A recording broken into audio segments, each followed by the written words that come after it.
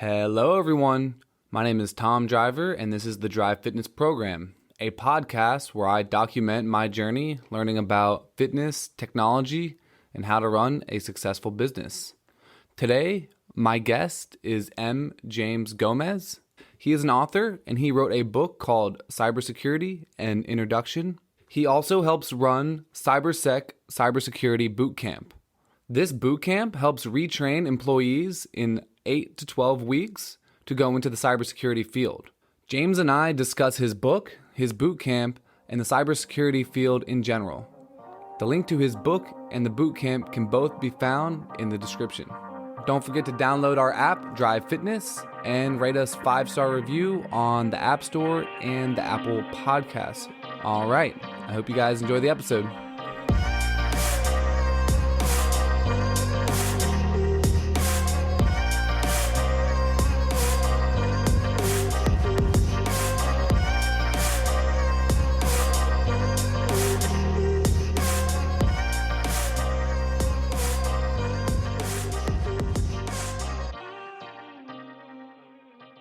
So, James, can you tell me a little bit about the cybersecurity industry and why you decided to go into it?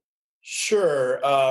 Well, thanks for having me. I think that this was a great opportunity to kind of sit and talk about a lot of the things that are important. It's just like, and I kind of talk about a little bit about this in the book. I had a professor, an undergraduate professor, that always told me, gave me one of the best pieces of advices that I ever received. He said, never take a job until you know what your next job is going to be. And I really didn't choose per se to get into cybersecurity. I kind of started in compliance and risk management.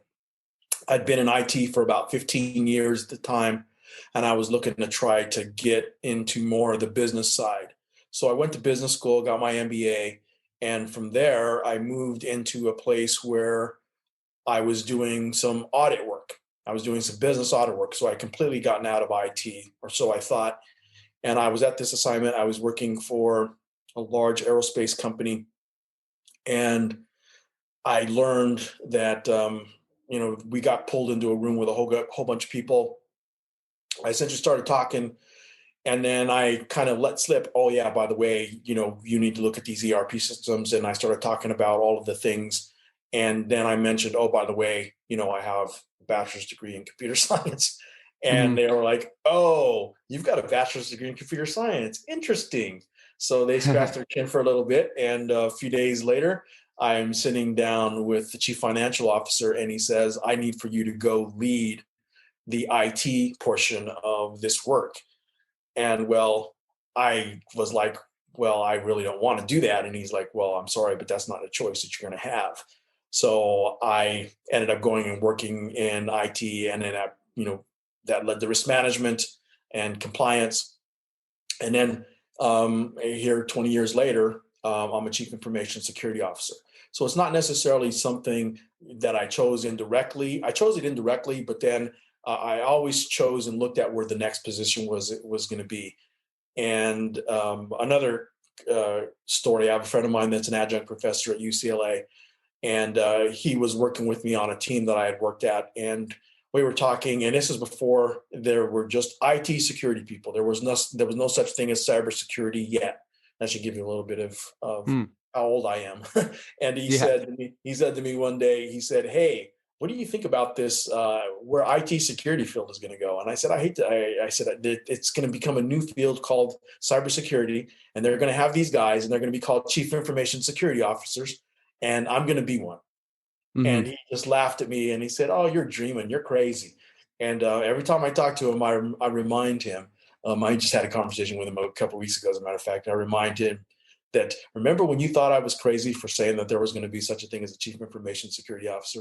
Because the title hadn't even been invented yet. So, So, that's how I got into the field. so at that time, what things were you seeing in the world that were indicating to you that cybersecurity was going to be like increasingly important, and like why were other people maybe not able to see that, right? Because at this point, it makes perfect sense, right? But I'm trying to put myself back into, what, I don't know what year this was, but the way you were viewing the world back then. So Yeah. Why did you think that it was going to be so important? Well, I think the great question was primarily because of the breaches that were happening. Hmm. Um, People were talking about all of these small little breaches, right? There weren't a lot of breaches. This is around 2012, 2013, 2014, right? And it wasn't a big thing yet then. And then 2015 hit, and 2015 was just the cybercrime apocalypse, as I kind of title it. Hmm. And you had like the Equifax breach. You had all of these hospitals that were getting breached. You had all these healthcare organizations that were getting breached. And I was in healthcare at the time, and that was when I had predicted they didn't really have kind of a cybersecurity person. They were called, vice presidents of IT security. That was the title. And I said, Hmm. there's going to be a chief information security role, and it's going to be at the C level. It's going to have the chief in front of it, and that's going to mean it's going to be escalated up into the higher realms. And there are people that are even now talking about different things. I mean, as an example, there are people that are in my field that are CISOs that are saying the chief information security officer needs to report directly to the CEO, because right now they don't. The CISO Hmm. typically reports to the CIO or the CTO or even the CFO, but he doesn't report directly to the CEO. And there are many people that are running around and saying, well, it's a hindrance to the organization as a whole when that CISO is not reporting to the CEO. Will it happen? I think it remains to be seen, but I think that there's a lot of people that are saying that it shouldn't, and then there's an equal amount of people that are saying that it should. And I kind of weigh one side against the other. I really believe it comes down to what is the risk of you getting breached, which is the core of what we're talking about. A Hmm. breach, when a breach happens and a breach occurs, that kind of leads people to say, okay, if I get breached, this is what the damage is going to be to my company. And that really determines on whether that person should report to the CEO or not. It just really depends. Yeah, that's interesting. I always kind of thought of it as a subsection of the CTO's responsibility, right? But, it has really, I guess, stepped up the importance in the last couple of years and probably shouldn't be, so far away from the CEO's position. So you wrote a book, and I actually just want to say that you're the first author I've ever interviewed on this podcast, too. So maybe in a way, I'll ask you some questions about just like what it was like to write this book, right? But it was very motivational to me, right? Because I had taken a cybersecurity sector in college, and it was very hard. And I think it had more to do with the professor's personality, graded very hardly. And it kind of made me feel like, oh, this is going to be too challenging, right? And something that your book did, it was very like uplifting, and it was very positive and reinstating that basically anyone can go into this field, right? And not only that anyone could go into this field, but there's actually like a huge need right now, right, for people to be retrained and repurposed and go into this field because it's such an issue and there's such a lack of skilled workers, right? Not to mention other sectors and other industries are slowly becoming like over skilled. We have too many workers, right, in other industries. But what made you, after working in this field for so many years, decide to sit down and write a book? And I think you mentioned you were working with another organization, right? What is kind of your purpose there and the purpose of this book? Great question, Tom. So I think the purpose of the book is really to kind of bring some awareness to the fact that currently, right now in the US, there's 521,000 unfilled open jobs. Cybersecurity has a 0% unemployment rate and has had so for the last 5 years. And the whole purpose of the book really is I started working with some Fortune 5. I've obviously done a lot of work with Fortune 500 companies. And I would sit down with the CEO or I would sit down with the CIO and talk to them about the guidance that I was giving and what my recommendations were. Sometimes in many of these organizations, I was going through and proposing multi-million-dollar budgets. And so they would say, you're going to have to go sit to the CEO and ask for the money. I'm like, okay, fine. I don't need it. I can do that. Mm. And so in those conversations, I'm going through and I'm giving all of my various and sundry information about what I believe is an important part, why they should go through and spend these millions of dollars on these tools and technologies to make sure that they're more secure. And it was always the question, at the end, kind of post synopsis was, wow, you should write a book on it. I mean, I had one CIO tell me this about 3 or 4 years ago. And I said, oh, yeah, okay, sure, whatever. And I thought he was just um, just trying to make me feel good. So then I heard it from another person, same kind of similar level, came to me and said, "Oh, I can't believe all the knowledge that you have. You've got this background and this experience, and very few people have your background and experience and have done this in multiple organizations and industries. You should write a book. It could help a lot of people out at my level." And so I heard that again. And so I started doing some digging and started doing some things and started looking at, well, is there a book out there that is doing what I wanted to do as far as communicating what I wanted to communicate about cybersecurity? And I found nothing. I read books, I ordered books, and I could not find anything either in the context of what was in there as far as the table of contents is concerned that explained what I wanted to explain. So probably about a year ago, I'd heard it for the last time, and I said, and it was kind of the beginning of the pandemic, and so I said, this I think is going to be a perfect time to actually go and do this. So this is kind of what I've done, really for the last year. Has kind of been a labor of love, if you will, of going through and trying to make cybersecurity awareness and availability be just the everyday average person, the software developer, the programmer, the project manager, the desktop administrator. All of those people in some shape or form need to learn and know a little bit more about cybersecurity. And that's actually one of the things that I've tried to do and communicate in this book.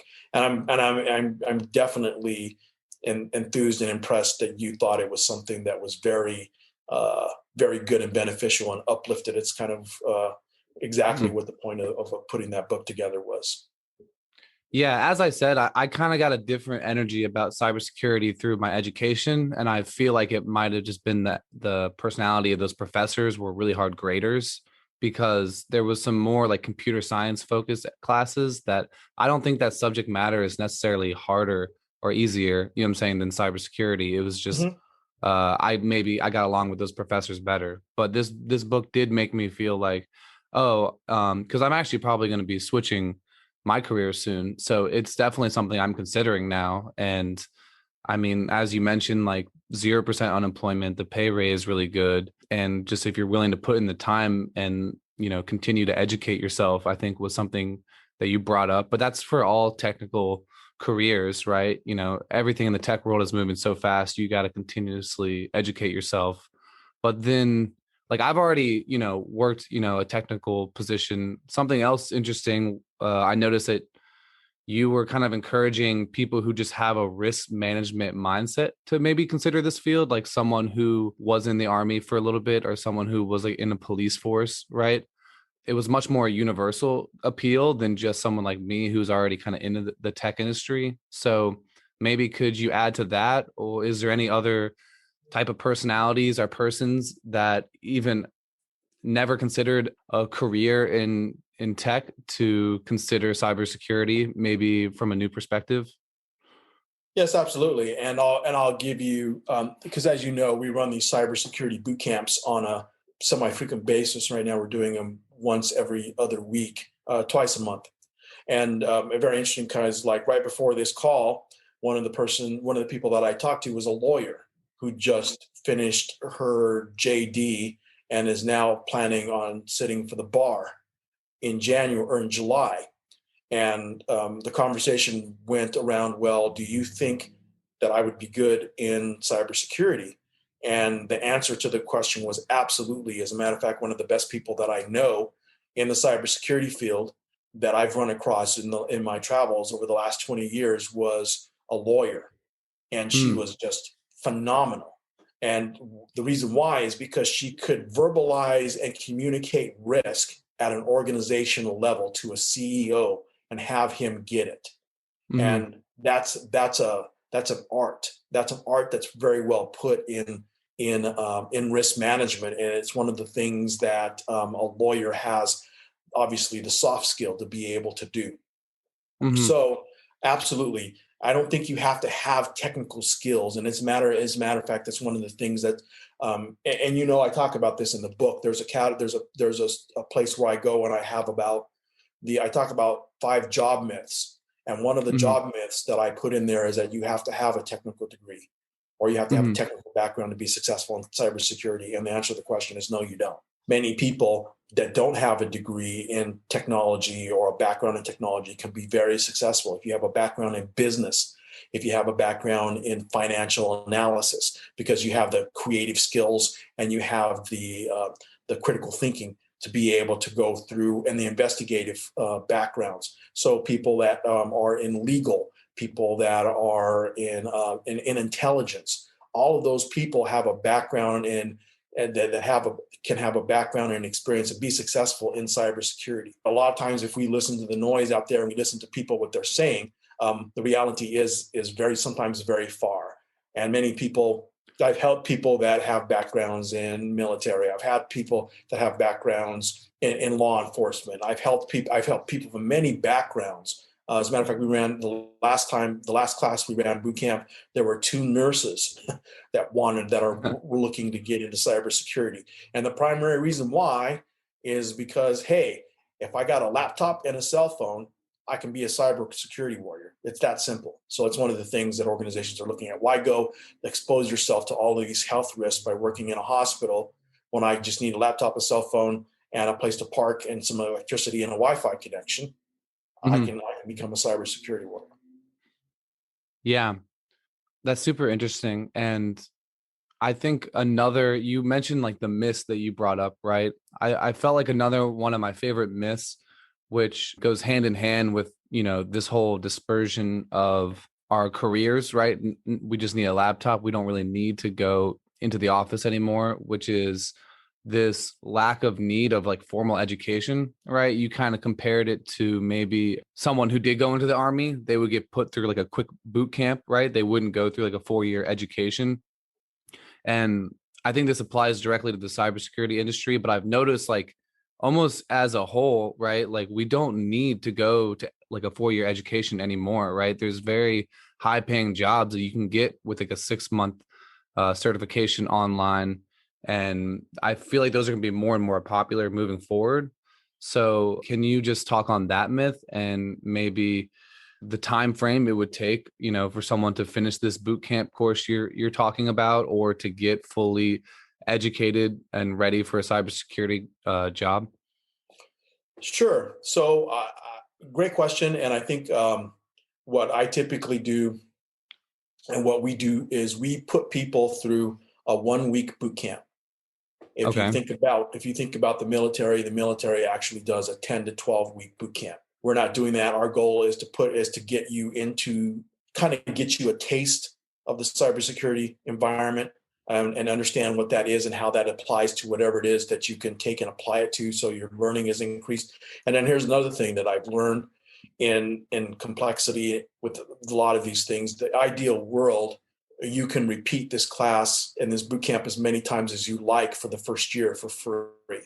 So you pay for the Hmm. boot camp, you can do it as many times as you want. And as a matter of fact, many people, the last boot camp we did, we had one person that had been there 4 times, and we had another person that had been there 3 times. And oh, by the way, they have backgrounds in business, and now they actually have jobs in cybersecurity. What does that path take? It takes anywhere from 6 to 8 to 12 weeks. Additionally, besides the boot camp, what we do is that we do 2 things that are pretty unique for most learning styles, is that we actually do career development.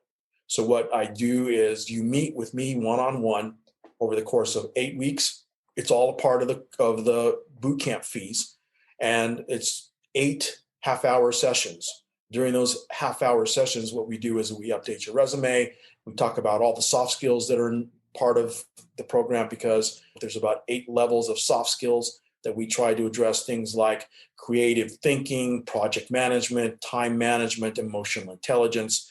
The idea is that we focus and help all of those things and include those, because those are the things that are not on the resume. Those are the things that are not in the job requisition that they're talking about. They're looking at to make you going to be successful in cybersecurity. And when I've hired people into cybersecurity, when I've built cybersecurity teams for companies, which I've done before, That's what I look at. I look at not only the hard skills, not necessarily the tech skills are the tech skills, but really it's the soft skills that are going to make people successful in the field. The ability to be able to communicate bad information to people and then not have them flip out.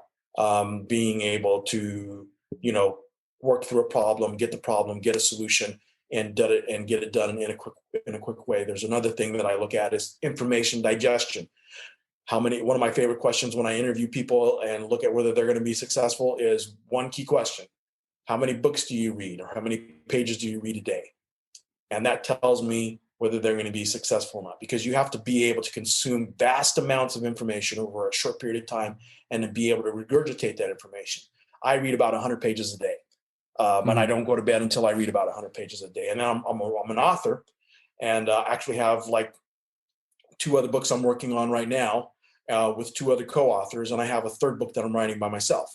So I'm continuously writing, and I typically try to write anywhere from 25 to 50 pages a day. So that's kind of what I do.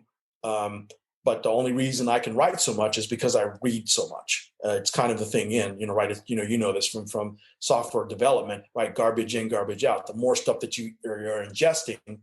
So when I'm sitting down and I'm writing everything that I read yesterday. Yeah. And I'm not, writing it verbatim, but I'm writing it based upon everything that I learned yesterday. And I learn something every day. Cybersecurity is such a vast field, and it's one of the things that to me is exciting because I get to learn something new every day. I'm not going and doing the same thing all day, every day. I think it's one of the advantages that I look at in the field. It's 8 weeks. Just to summarize, it's 8 weeks to go through and get to that place. But typically what we do is that we believe that in 8 to 12 weeks, we can help people get into a new cybersecurity job. And that's kind of what we strive for. Wait, what is the program called before I jump into a different question? Cybersecurity Bootcamp. Cybersecurity Bootcamp. Okay, cool. Yep. And we'll post a link in the description or something to that bootcamp. But Okay. you were talking about how you read every day and that helps you write all the time. I was kind of curious because I feel like the most important factor here for you is picking the right sources to read, especially if you are trying to learn the most up-to-date, trends in cybersecurity. You're not probably reading books, you know what I'm saying? Because that Right. information, you're the one synthesizing that information for other people. So what sources do you go to? What researchers do you look up to as far as understanding the cybersecurity industry, and I guess even other industries in the world at large, because I think picking sources, I mean, most people get their information from social media or something right now, which could be good or bad depending on who you follow. But, I think that's something that everyone universally struggles with, is how to pick their sources right now. Great question. So I'll tell you what I do. Well, there are a few organizations that have their own cybersecurity research firms. One of Mm-hmm. them that I depend on a great deal of information on and data is Cybersecurity Ventures. It is anybody that's seen Shark Tank knows that Robert Herjavec is the founder and creator of Cybersecurity Ventures. He does a great deal of industry cybersecurity research. So everything that anytime he publishes a report, so for instance, he publishes a report typically on a quarterly basis. He has his own website. I typically go there, I won't say on a daily basis, but I go there on a weekly basis to kind of understand what the temperature is of cybersecurity. That's one place that I go. The other place that I go, there is ICS CERT. ICS CERT is a part of CISA, which is the Cybersecurity Industry Standards Agency, which is a part of the federal government. They are primarily tasked with securing the national infrastructure. So I have a daily bulletin that I subscribe to, and I get probably 15 to 20 alerts. So anytime anything happens on a federal space, so for instance, the Microsoft Exchange breach that happened, the SolarWinds breach, all those things, before they happened or as they were happening, I was getting notifications. So that's one place that I go. And then there's other places that I go that have live threat maps. Checkpoint has a live threat map. FireEye has a live threat map.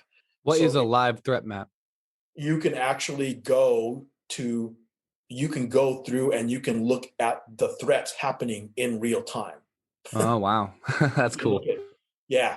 And so if you just go to your Google page and you type in FireEye threat map, it'll come up. If you go to Checkpoint and you type in Checkpoint threat map, that one will come up. And it'll show you how we're attacking China, China's attacking us, all the malwares that are going on, all the viruses that are going on, all the DDoS attacks are going. You can look at it by industry. You can look at it overall. I mean, you can look at all these things. You can look at attacks happening in real time. When you said how China's attacking us and we're attacking them or other countries, it just kind of reminded me that like it almost feels like we're in some sort of like Cold War moment where there's not really any more physical warfare going on between some of the big powers. But I mean, we're all sending like bots on Twitter after each other, and it's almost like a cybersecurity war over the narrative that's being told through the media, at times, right? What do you think of all that from a cybersecurity perspective, and how does cybersecurity play into all that? So I'll tell you what. So here's the thing. I kind of say that the next generation of warfare that we are seeing right now is asymmetrical. Mm-hmm. And what I mean by that, the conventional weapons of warfare no longer exist. People that are in the military are no longer fighting with AR-15s and 9mm on their side. What they're fighting with is that they're fighting with a laptop and a cell phone. And that may be in whatever shape or form you recognize. I mean, if you even just go through and I was in a restaurant the other day, and I was looking at a commercial for the Army, and it looked like it looked like exactly the way it should, which is cyber warfare. We are at war. We are at war. There are foreign APT groups, and you can go Google foreign APT groups. I talk about this in the book. There are foreign APT groups, and APT stands for Advanced Persistent Threat Groups that are sponsored by foreign governments. We were just attacked by SolarWinds. SolarWinds was an attack by an organization called Cozy Bear. Cozy Bear is a Russian APT group, and an APT group is Russia has Cozy Bear, and Cozy Bear is sponsored by the federal government of Russia. They attacked U.S. assets. Think about this. The SolarWinds breach was so bad that the Pentagon had to shut down their external internet access. That's how bad it was. There were 450 of the Fortune 500 that were attacked due to the SolarWinds breach. The federal government space, when you look at SolarWinds, there were 5 branches of the U.S. military, and I'm just reading off a list here. There were the Pentagon, the State Department, NASA, NSA, the Postal Service, Department of Justice, and the Office of the President were all attacked by the SolarWinds breach. So they were attacked by a foreign APT group, by Russia, really. And that was the reason why the Biden administration actually responded back and said, well, we're going to attack you. And that's why you see all these things going on right now where Russia just kicked out the United States ambassador out of Russia. So all of these things were started on the internet. We're seeing them get played out in the physical world, but they really started on the internet.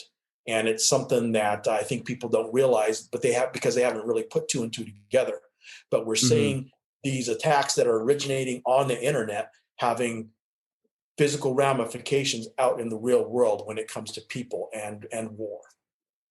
Yeah, no, I'm realizing in this moment too that it's much more than just a metaphor for how like military members can go into cybersecurity. It's like that field is merging into the military, and no matter which way you go, it plays you're going to be doing a very similar role, right?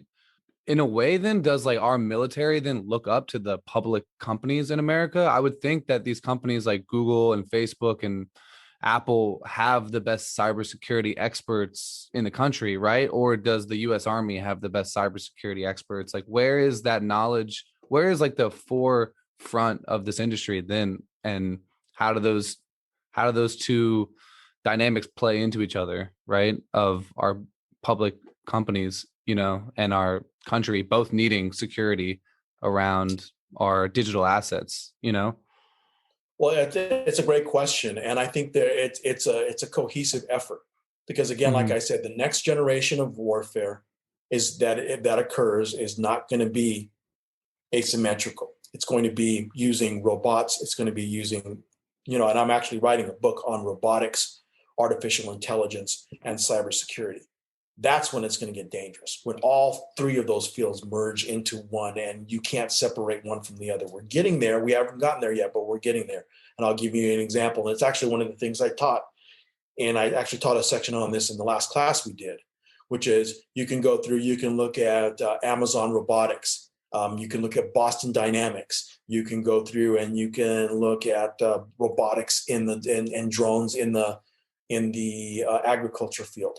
All of these organizations are increasingly putting together all of these things, and you're going to see all of these private companies and public organizations all begin to start depending upon each other to protect themselves and to protect ourselves from the things like the grid, as a classic example. There are many parts of our infrastructure that are open right now, so to speak, and are potentially and can possibly be attacked. I believe that you're seeing people, and I know this for a fact because I've worked with people in this regard. I see people leaving from the military, going to work in the private sector. And then I know that there are people that are trying to get into the military and I just talked to one young man earlier today and last night that is in the military, and he's in cyber. He's a cyber guy. But when he comes out, he's going to come out and he's going to just be like the hottest thing since sliced bread. And he's going to do very, very, very, very well for himself. So I think it's a combination of both, to be honest. There are people in the private sector that are looking to get into, and it's actually some things that I tell people as well too. If you want to get into something and you want to get into the latest and greatest, there's some places in the military where that's possible. But there's other places where, you may be, for instance, I'm actually working with somebody right now that is going to get out in July. And I'm telling him, look, you need to get your CompTIA Security Plus. That's a certificate that you can get. You can come and attend our bootcamp because we actually do a certification there as well too. And the idea is you take that certification and then you go and get a job doing that. Last thing I'll say about this, I had a conversation with a CEO earlier in the week. He just got a contract with the federal government. And he said to me, I was telling him about what I'm doing and the boot camp. And he said, do you have any candidates available? I said, yeah, there's some candidates that I'm working with, but they're not completely available yet. He said, well, when they become available, send them to me. I said, how many do you want? And he said, as many as you Wow. have. And I think that just goes back into the 0% unemployment idea, right? And just how urgent this issue is. Yes, exactly. Yeah, that's interesting that people are going from, both the military into the public sector and the other way around, right? So I guess the kind of straightforward answer to that question is people's careers have been moving and that knowledge is getting dispersed over both public and private, pretty evenly. Sorry, was there one more point you wanted to make? Yes, and there's one thing, again, and I'm going to refer to cyberseek.org. That's cyberseek.org. I refer to it in the book. That website gives you the total number of people in the cybersecurity field. There are 994,000 people in the cybersecurity field right now. But additionally, there's 521,000 open positions. That overall number is expected to grow by over 1 million by the end of 2021. Meaning there's going to be 3.5 million positions, and many of those positions will continue to be unfilled. The primary reason why, Tom, because people are going through these traditional educational modes. And what you're finding, and I did talk about this in the book, there are 20% of the people that are in the field that don't have a degree. And I'm talking to people. I actually talked to a partner of mine recently. He said his son is just got a cybersecurity job, but listen to this. He's going to Virginia Tech. He left his sophomore year, and the company that he's working with, it's a government agency, an NGO. They're paying him to go get his degree at Virginia Tech, and they're paying his full-time salary. So he's making $90,000 a year, and additionally, he's not even a sophomore in college. He's going to be a sophomore. Actually, he graduated from the sophomore. He's in his junior year. So he's making $90,000 a year, and they're paying for his education at Virginia Tech. And The only thing that he has to do is that once he gets out, that he has to sign a promissory note that he will work for them for as many years as they pay for his education, which is the second piece. They're paying his full tuition at Virginia Tech. That's very similar to like a military contract, right? So it Absolutely. just all parallels to me. Yeah. Just because Exactly. of like how vitally important it is. Yep. Yep. Interesting.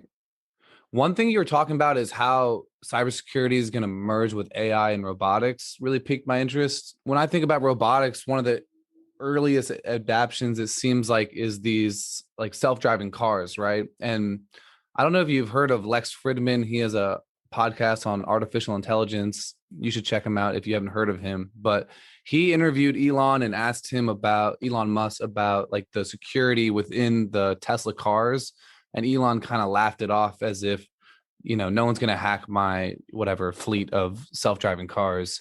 What do you think about the security on robotics and things like self-driving cars or robots that can walk for themselves? And obviously the level of security becomes more important, right? When someone can die at the hand of a wheel or a robot or something like that, but is actually securing those hardware systems easier or something we got to worry about? Or what do you think about when you think about the security on a robotic system?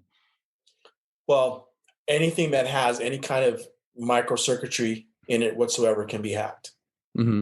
Period. Doesn't matter whether I think it can or no, I know it can't or can't. And the classic example of that is we've seen these cars already have been hacked.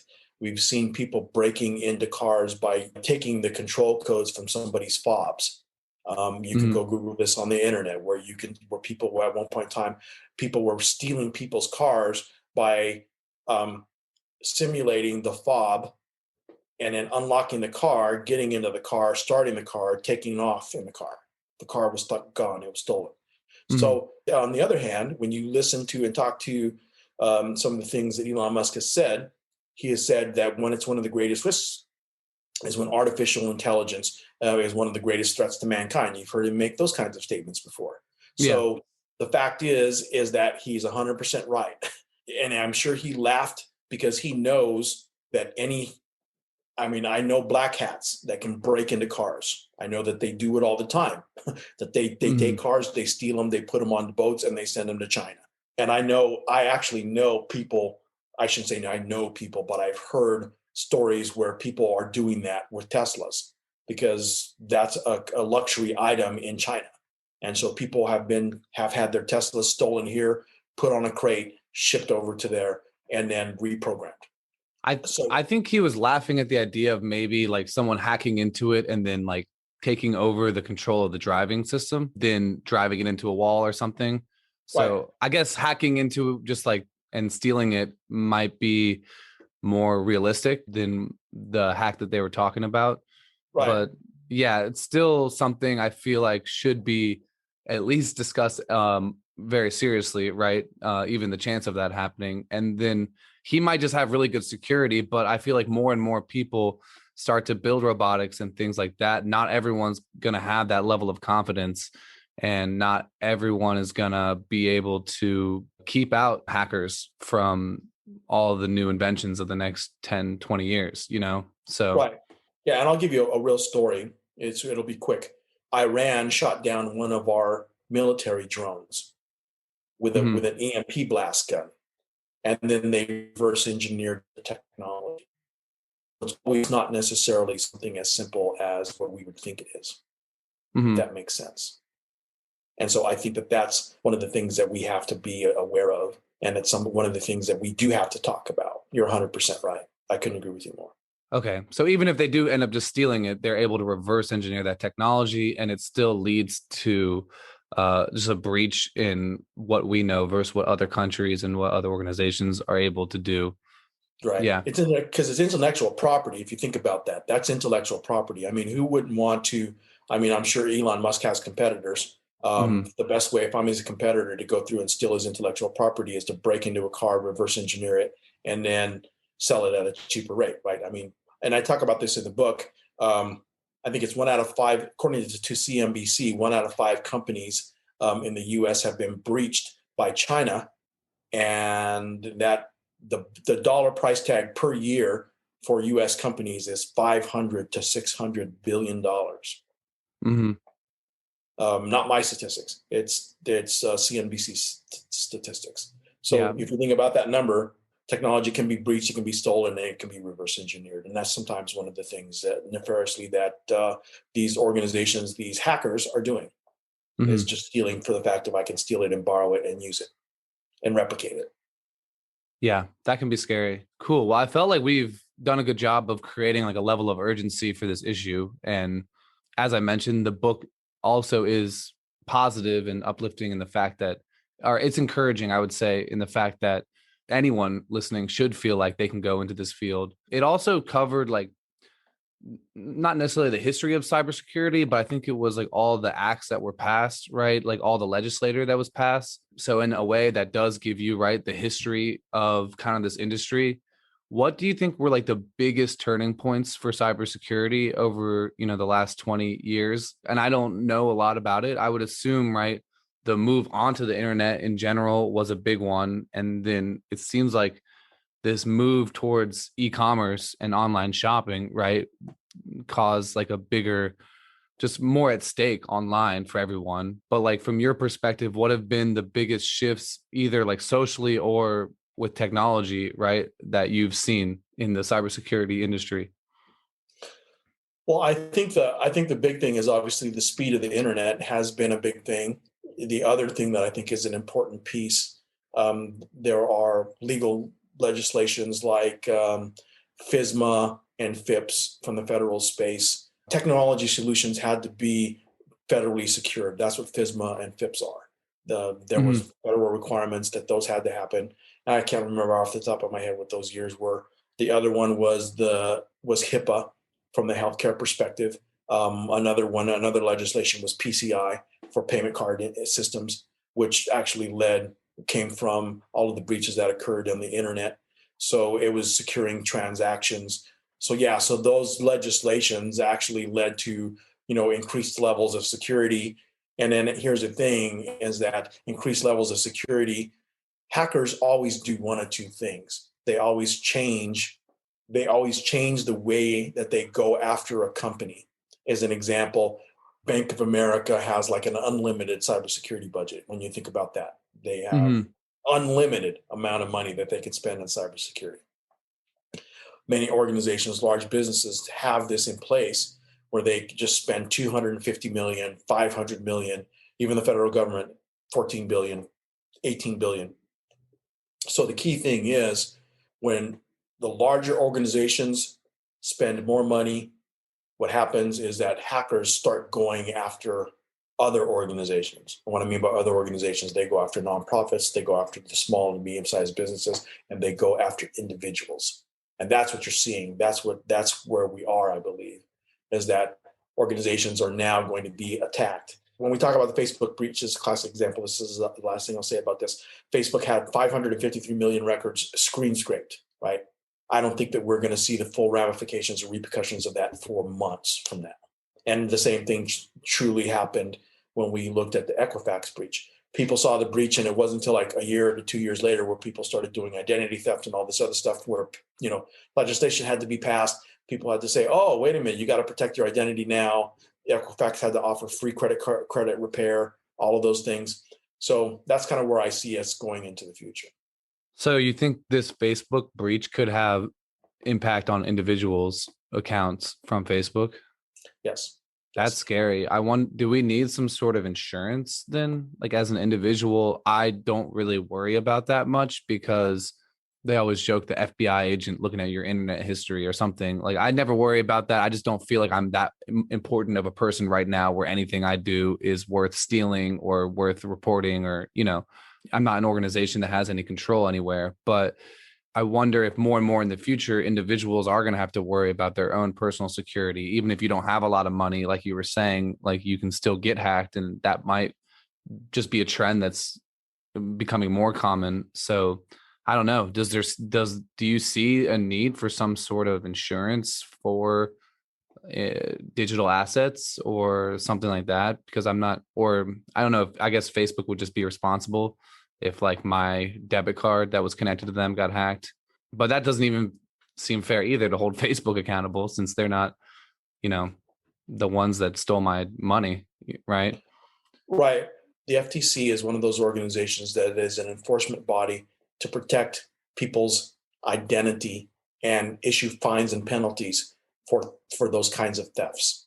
So they can issue fines and penalties.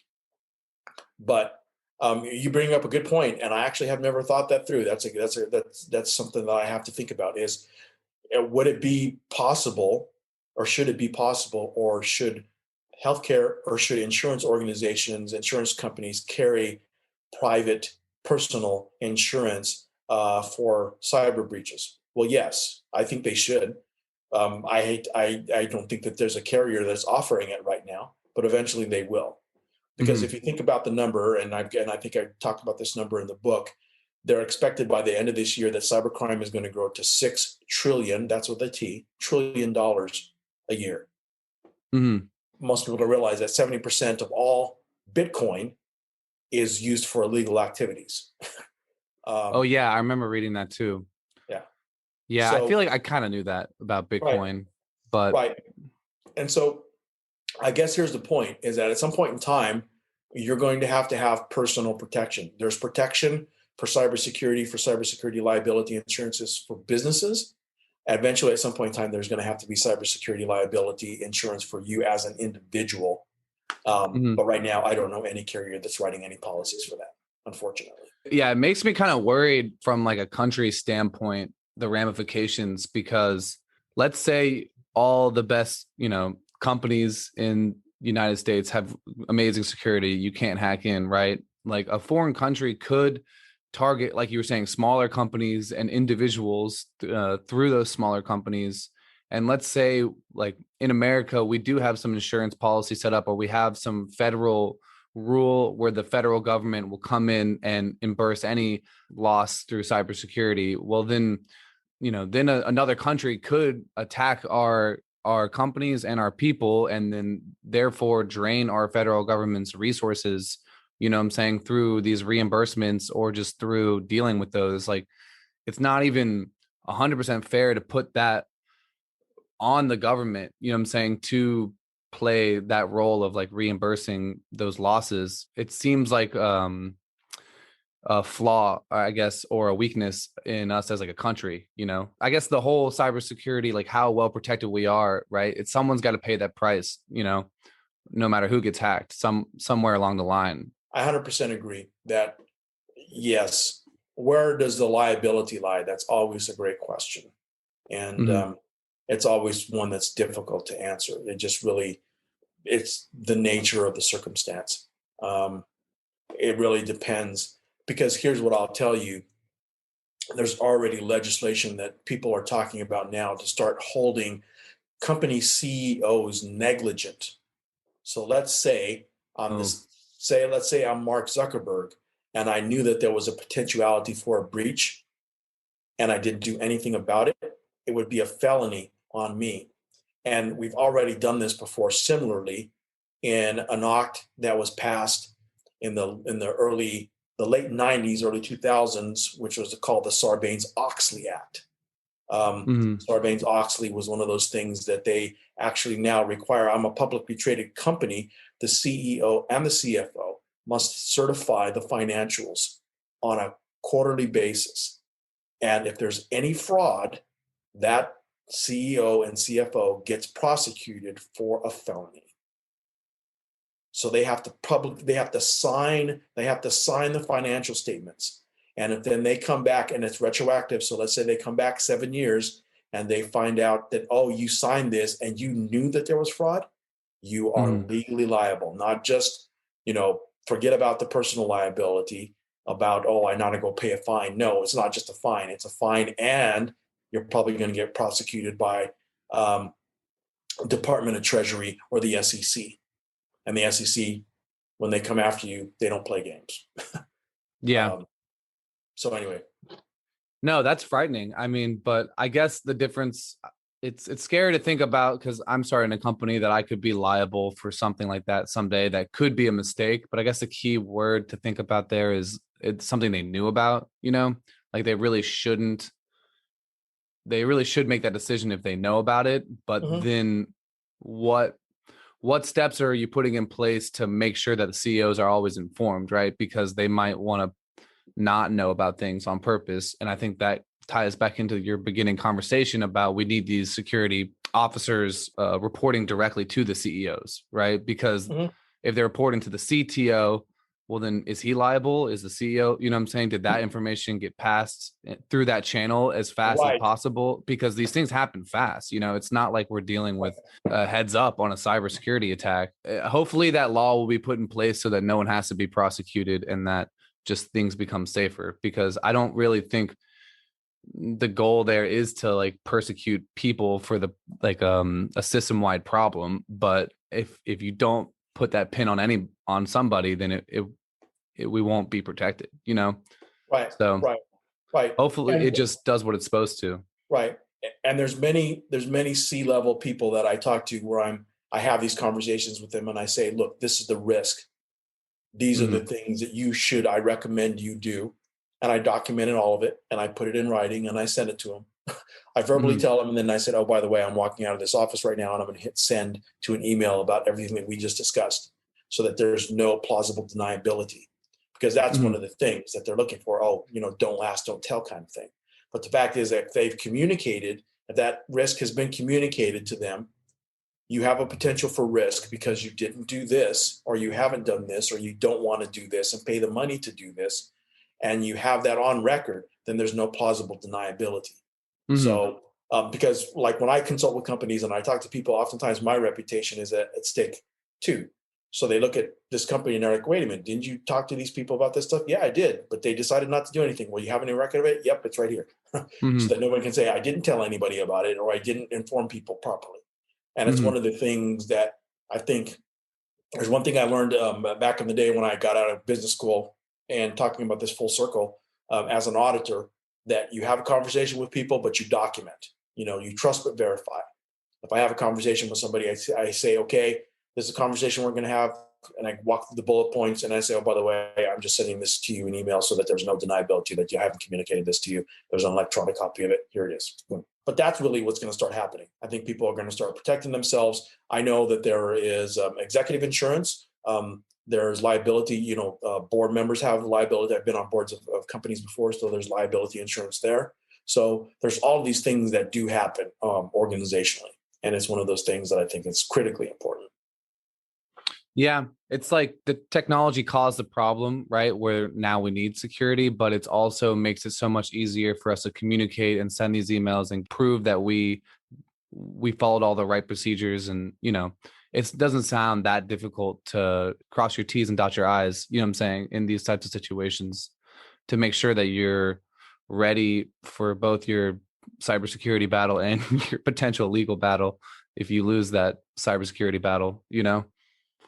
Right. One more thing I just wanted to talk about is just bring this all into like me and what I'm doing. I don't know if you know this, but I have an app called Drive Fitness.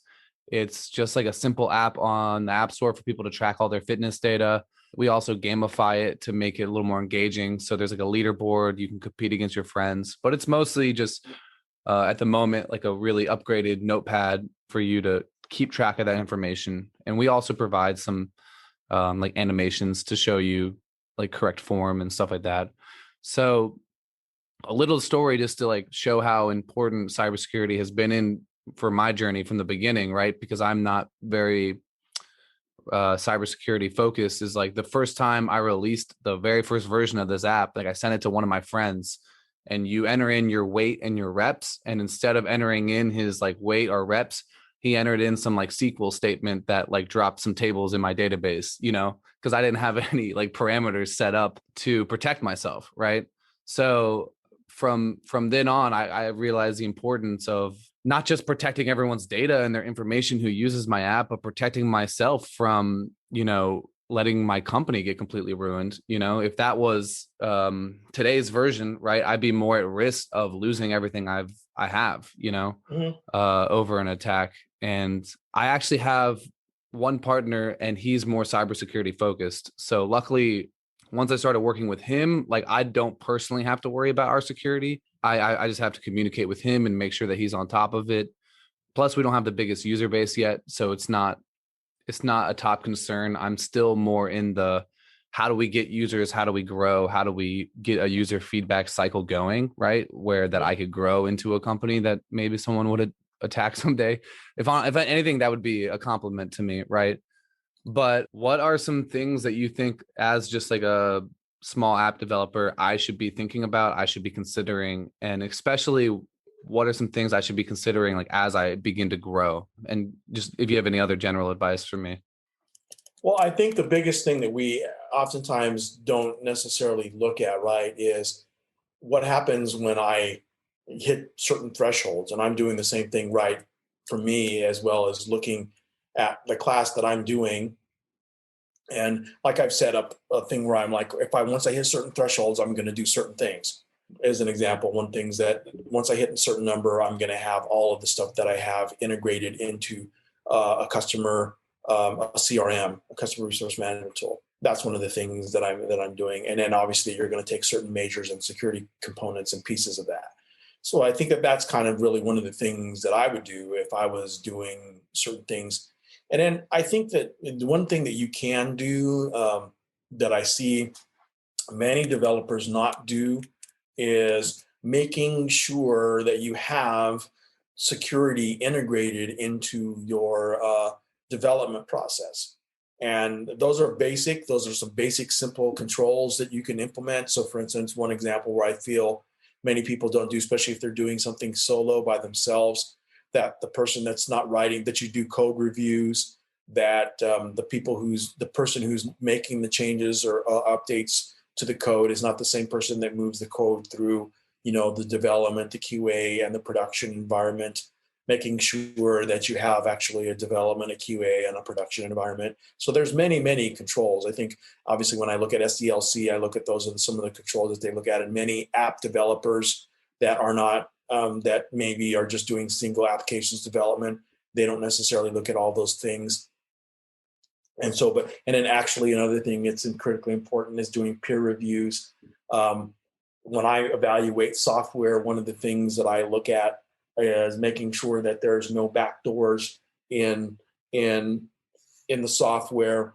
There's a whole list of plethora of things that you could look at. But what I do is I try to make sure that there are standard SDLC processes, system development lifecycle processes implemented, and then not just a standard. That's just like one level. Then the next level is looking at DevSecOps, looking at making sure that your security is integrated into your processes when you're developing your code.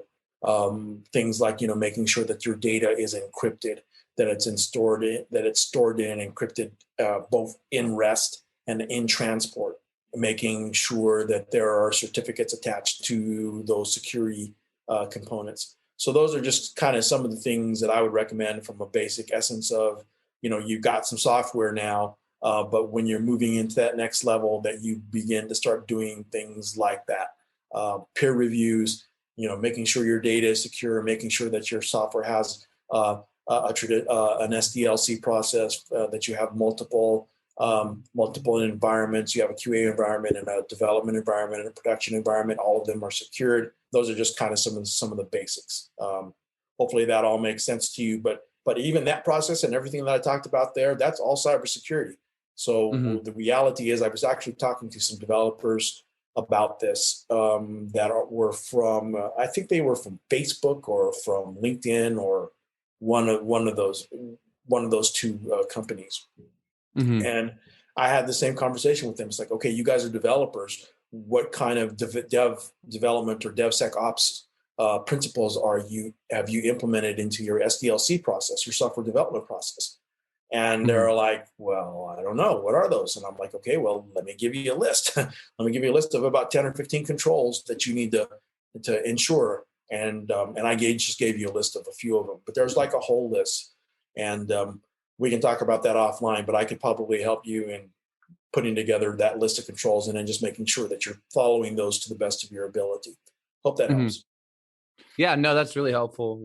We don't have three environments like that, but we do have a testing environment and a production environment. And there's only two of us, so there's only so much we can do on like we peer review each other, and we both have to take a good look at everything that gets updated. But yeah, it would be as we grow into hopefully a bigger team, right? I mean, it's super important to have those habits now, right? Like if we only Yes. had one environment now, that would be a problem. But it's definitely as we transition from this team of two to a bigger team, that's going to be, I think, super important for us is to get that workflow really worked out as far as okay, like who peer reviews this, who approves of this, and what steps does this code have to go through in order to reach the final stage of the app. Yeah, that was one of the last things I wanted to talk about anyways. So maybe we can just wrap things up with, do you have any more statistics or just something that is a good note to end on as far as why people should consider taking your boot camp and why they should consider reading your book? Sure. So again, I think the biggest thing that we can talk about is the World Economic Forum.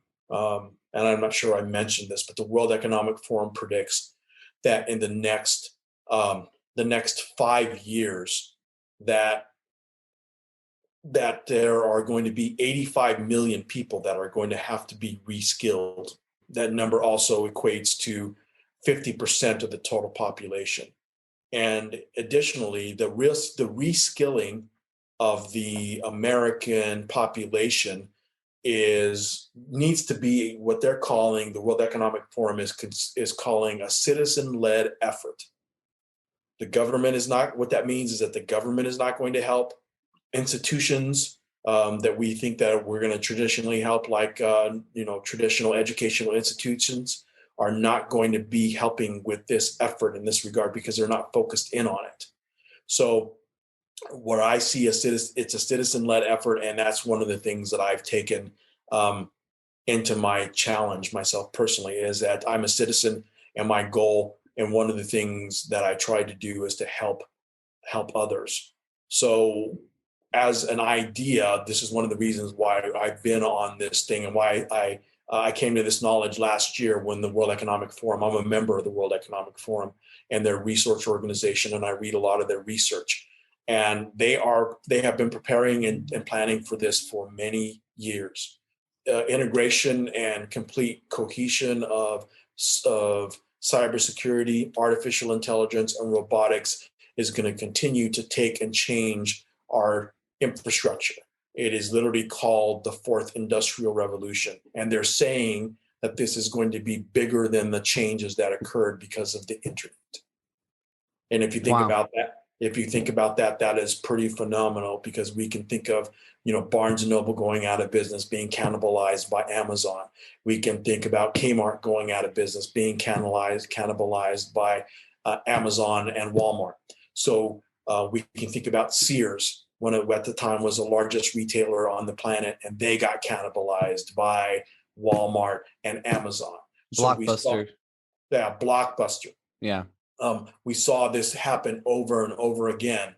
And so, if this change that's coming is going to be bigger than that, what are the socio and economic changes that are coming in the world in the next 5 years? I believe that many people are not prepared for that. And additionally, the one thing that I want to point out is that cybersecurity is one of those places where all you need is a laptop, a cell phone, and an internet connection. I've been working remotely since 2015, Hmm. and every job, every gig that I've had, I work multiple jobs, multiple gigs, multiple customers, and it's all with a laptop and a cell phone. And that's been my modus operandi. This is my cell phone. This is my office. This is my desk. This is where I work, and I can work 24 hours a day, 7 days a week, and do my job. And that's the beauty about what cybersecurity offers. It is the ultimate work from home job, in my honest opinion. Because as long as I can hang my shingle and I can do whatever I want to do where I want to do it, that's what I do. And it's a great opportunity. And I think that this is the way the world is going, especially with all of the things that are happening in the world today, with the requirements of vaccinations and all these things that are occurring and happening. Many people are not going to want to leave I think there was a study I saw on LinkedIn. This is the last thing I'll say. There was a study on LinkedIn where there was a group of people, and they asked by age how many people, if they required to either get a vaccine or get a job where they had to go into the office, and many people said they were not going to go back. And it was a large percentage. It wasn't just like 20%. It was like 50 to 60% of the people said, if they require me to go back to the office, or they require me to get a vaccine before I can go back to the office, or all the social distancing and all this other stuff, I'll go and find another job. Yeah. So that's what I see happening over the next several years. We have this thing where our culture and the way that we do things, the way we work, the way we live is all going to change in the next 5 years. And Mhm. I think there's a phrase it's called pivot, where there are many people are using in this place we're at right now, where we have to pivot. And so many people are pivoting, and cybersecurity, in my opinion, is one of those places where many people can pivot and have a positive outcome. Yeah.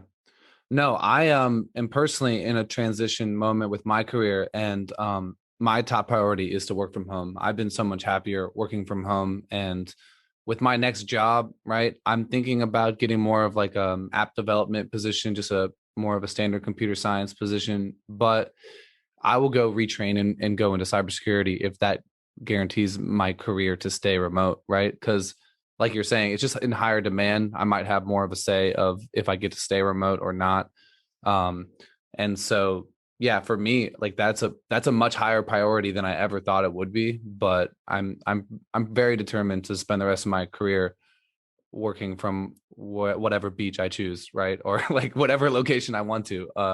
Like I don't want to be stuck to any one city. I don't think that's the way we're going to be living our lives in this new paradigm shift that you're talking about. I think that, right? I mean, yeah, that's going to be one of the biggest changes we're going to see, is that people are not going to be stuck to a location.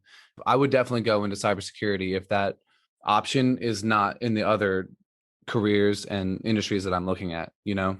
Right. But yeah, thank you so much for sharing everything today. I hope that people go sign up for your class and or read your book, right? Because I think they kind of go hand in hand. But if you can't do one or the other, you know, a lot of great information there. And I think it's something that everyone should at least be thinking about, right? Even if they're not going to go into that field. But like we were just talking about from an individual standpoint, whether or not there should be some sort of insurance, or, you know, it's something that we all could be affected by, and we all need to be as educated on as possible, you know? Right. Yes, it's 100. I agree with you 100%. And I think there's no such thing anymore for job security. And this is the other thing that I'll tell you about this. When I got out of business school 20 plus years ago, I I made a decision really that I would never work for another company again, and I pretty much have not. I think there Mhm. was one time where I worked for a company for less than a year, but other than that, I have pretty much been an independent contractor. And believe it or not, cybersecurity is one of those places where in, you know, 3 years, um, and I've seen it before, where you can become your own independent contractor and make anywhere from 150 to 250, $350,000 a year. Mhm. Um, and I'll give you a classic example. That just go to Indeed and type in cybersecurity project manager, and look under contractor jobs and roles, and you'll find those hourly rates between 75 to $100 an hour. Mhm. Uh, so those jobs do exist. And as a matter of fact, we actually have one. I have one person that came through our boot camp right now, and she's a project manager, certified PMP, and I'm working with her and trying to put her into a place where she's going to make that 75 to $100 an hour as a cybersecurity project manager. And to be honest, the best way that that's going to be is an independent contractor, having her own business, having her own shingle, and everything that she's doing is an expense. That's the best way to stay in this field, in my opinion. Awesome. Well, thank you so much. And yeah, I hope that you do well with this boot camp. And I'm looking forward to those other books you're writing too. They sound interesting. Yes. Maybe you can have me back again when I finish the other books that I'm working on right now. Yeah, that would be great. Thank you guys for listening to today's episode. Once again, a quick reminder, you can find the link to James's book and to his bootcamp in the description below. Also, don't forget to check out drivefitness.app, where you can find links to other episodes of the podcast and to our app, Drive Fitness, where we are currently looking for new users. If you end up using the app, please let me know. I would appreciate any user feedback. All right, adios.